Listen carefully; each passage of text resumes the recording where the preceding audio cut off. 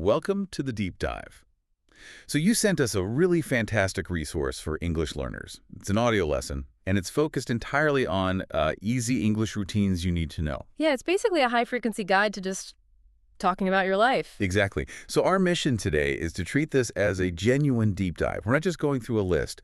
We're going to unpack the most essential, simple, everyday expressions across, there are 10 different categories here. 10, yeah. And we want to give you a kind of shortcut to feeling confident when you communicate, to get past the flashcards and just start, describing your actual life. And that's really the key distinction, isn't it? I mean, knowledge is most valuable when it's immediately actionable. Right. And routines, they're the perfect place to apply it. These structures are, well, they're the bedrock of confidence because they force you to use the simple present tense, which is the most common tense in English, over and over again. When you can describe your entire day accurately, you start to bridge that really difficult gap between, passive learning and actually using the language effectively. Okay, let's unpack that then. Let's start with the bookends of the day. Segment 1 here is the morning routine. The source kicks things off with physical actions. I wake up and I get out of bed. And right there, in those first two phrases, there's some hidden sophistication. Get out of bed is a crucial phrasal verb. Learners often struggle with phrasal verbs, but if you master these high-frequency ones, your speech immediately sounds more native, less stiff. There's a little piece of hidden knowledge in a super simple phrase. Exactly. And then the source adds actions that feel more intentional, about self-care. I stretch my body or I make my bed. Right. And then you get the non-negotiable daily actions. I brush my teeth, I wash my face, I take a shower. When you internalize these sentences, you're not just learning words, you're automating the language you use for just maintaining yourself. What I really like is how the source encourages a bit more complexity with these simple add-ons. So instead of just, I wake up, you get time markers. I usually wake up at 7 a.m. or I take a quick shower before work. That's got to be powerful for early learners. Oh, it's incredibly powerful. Time markers, like usually, or specific time, like at 7 a.m., they immediately give your statement context and precision. And you're using language that is structurally very simple. It lets you practice adverbs of frequency, prepositions of time, all without needing a heavy grammar lesson. Okay, so if the morning routine frames the start of the day, the night routine then, it's kind of the linguistic mirror. It frames the close. What are the key vocabulary differences here? Well, the vocabulary shifts from action to preparation for rest. You go from getting out of bed to getting ready to get in it. Right. So you have, I change into pajamas, I set my alarm, I turn off the lights, and finally I go to bed. The verbs are all about finishing tasks for the day. I thought it was interesting that they included modern habits, like I checked my phone one last time, right alongside the old classic, I read a book before sleeping. That shows the source is relevant, and then the routine closes out with security or summation. I make sure the doors are locked, and then the desired outcome, I sleep for about 7 hours. It gives you a complete closed loop of dialogue for your day. So we've got the bookends down, but the real linguistic heavy lifting happens when we move into productive mode. So let's get into the work or study routine.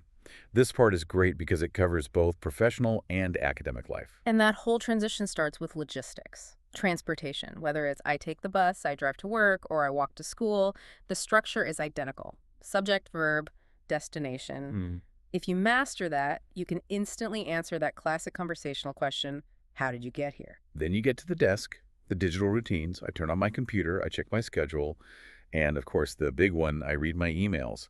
And for a lot of us, I join a meeting. This is all the language of starting your tasks.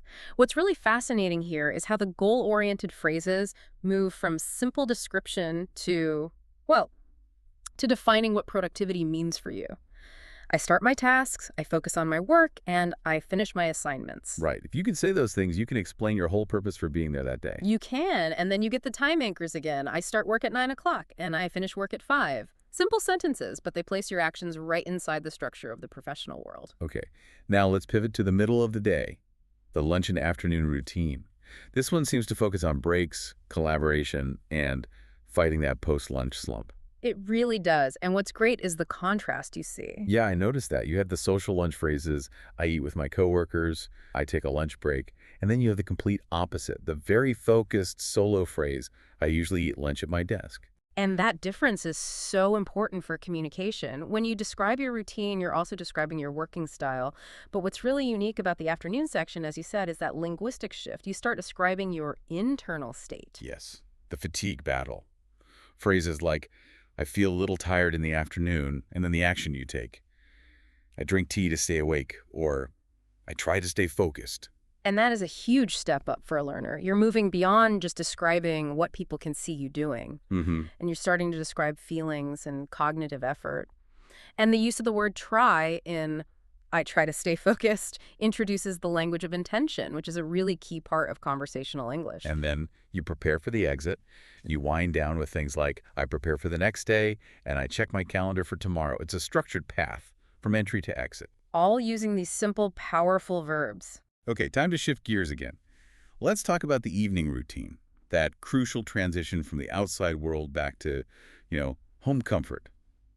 The moment you arrive home, you get phrases like, I take off my shoes, and I rest for a while. The verbs here, they often shift. It's a balance between domestic obligation and leisure. You have, I cook dinner, I eat with my family. Or, adding that little bit of specific detail, I sometimes cook pasta for dinner. And the relaxation part is so important, even for language practice. You can use simple phrases like, I like to relax on the sofa after work, or I enjoy listening to music in the evening, or just, I watch TV. And notice the verbs there, like to and enjoy. That adds a layer of preference, of personal choice. It makes the conversation richer than just reporting a routine. These are about what you prioritize in your downtime. Okay, what about when you're not at home? Let's look at the going out routines. This covers all the leisure and socializing stuff. These are really dynamic and so crucial for explaining your life outside of the house. Precisely. And they are active phrases. I go for a walk. I visit a friend. I go to the gym. I go to the park. They all use a really consistent verb structure, so it's easy to just swap in a new destination. And the social plans, I meet my friends for dinner, Right. or even the transactional stuff, I go shopping on weekends. These show that you can schedule things and interact with people. It's all about engagement with the community. Hmm, If you think about it, the work routine had the language of productivity. right. The evening routine had the language of relaxation. Hmm. And here, in the going out routine, you're seeing the language of connection. It's amazing how the vocabulary shifts based on the social context you're in. So true. Okay, now let's dive into the really functional routines. Communication and commerce. Let's start with the easy routines for communication. These are like the social engineering tools of a language. Absolutely. The social lubricants. You start with the absolute basics, the greetings and farewells. Good morning, good evening, nice to meet you, see you later, take care. These are things you just have to memorize. No way around it. But the real routine is that back and forth, the Q&A, the classic how are you, paired with those quick automatic responses. I'm fine, thank you, not bad. Or the more honest one, little tired. And what's so fascinating about how are you is that the answer is less about the truth and more about social function, isn't it? Totally, it's a routine. It's a routine, and mastering the right quick response is key to not stalling a conversation before it even starts. The source also gives us those little dialogue structures, like the one to ask for permission. A says, do you have a minute? And B says, sure, what's up? That is such a simple structure. Do you have a minute? It's a basic verb, but it performs a huge social function.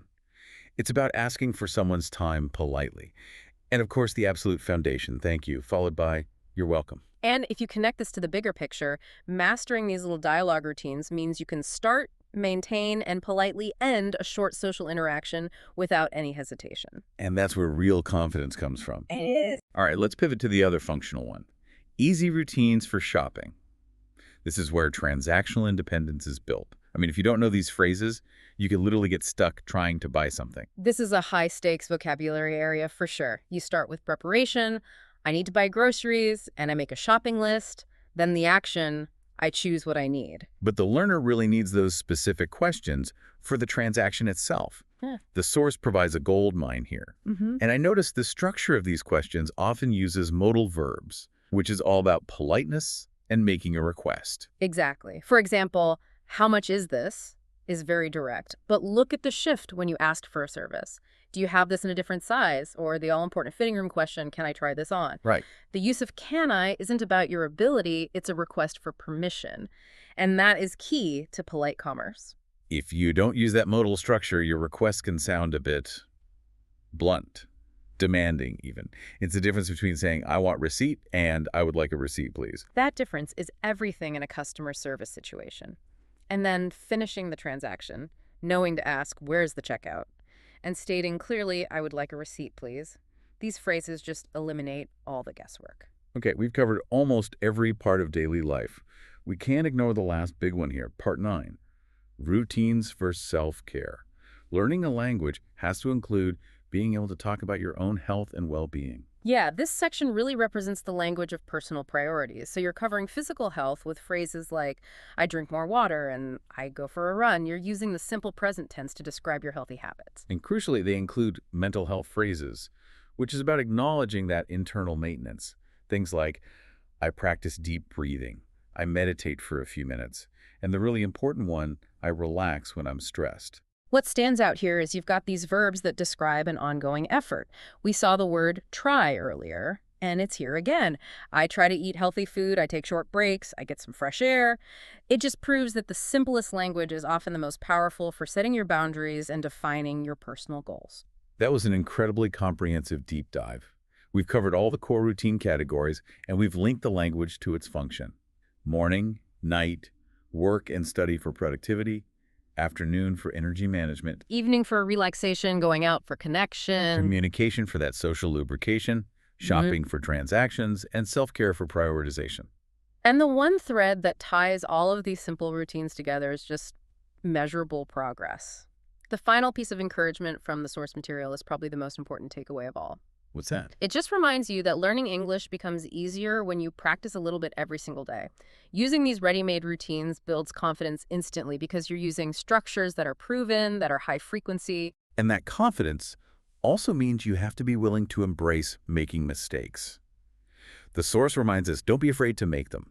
Mistakes are how you learn. Exactly. If you use one of these simple routine structures, even if you mispronounce a word, the core message still gets through. Indeed.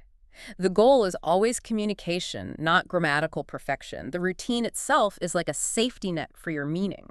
So what does this all mean for you, the learner? If building this routine confidence is the key, here's a little provocative thought for you to apply this knowledge right away. Yeah. Think about the going out or the communication sections we just talked about. Mm-hmm. What is one single phrase? Maybe it's, can I try this on? Yeah. If you walk past a store. Or maybe it's, do you have a minute to start a conversation? What is one phrase you will commit to using, even if you stutter or make a small mistake, before the end of today? Go make that one routine phrase a reality.